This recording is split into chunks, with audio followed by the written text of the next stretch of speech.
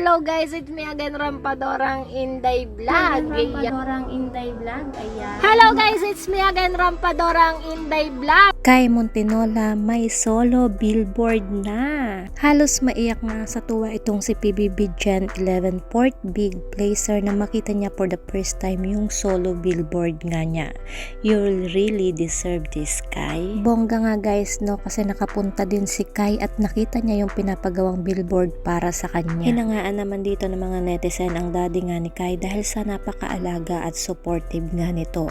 Pinuntahan ni Kai ang kanyang mga supporters kasama ang kanyang daddy Kenneth at mami Flora para pasalamatan at mapanood din nila ang kanyang billboard screening.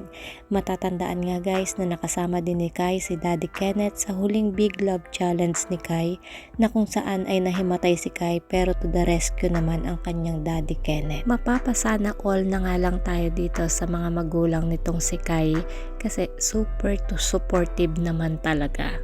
Hindi talaga siya iniiwan sa eroy, laging nasa likod ni Kai. Anyone can be a father but being a real dad is different. Thank you Sir Kenneth and Ma'am Flora for raising a wonderful child. Super salute nga sa inyong mag-asawa. Everyone needs a supportive father like Kai Montinola, Daddy Kenneth.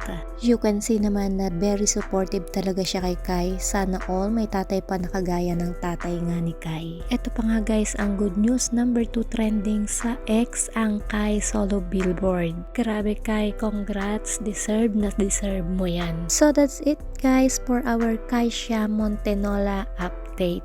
Thanks for watching.